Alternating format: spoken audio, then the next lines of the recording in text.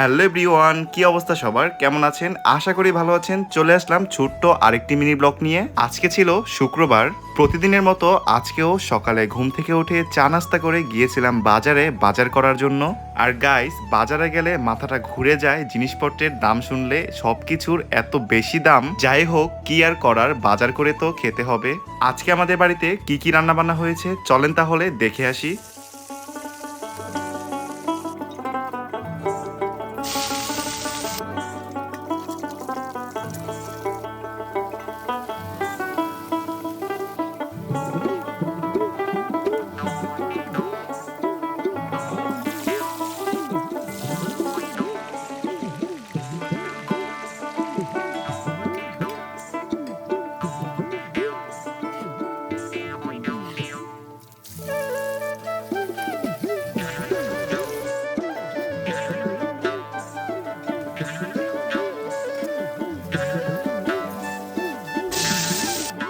এই তো আমাদের রান্না বান্না শেষ।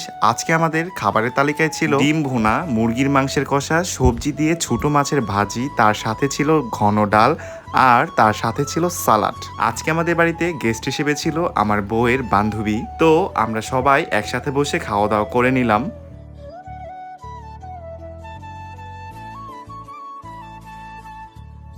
গাইস, এই ছিল আমার আজকের ব্লগ। ভিডিওটা কেমন হয়েছে অবশ্যই কমেন্টে জানাবেন।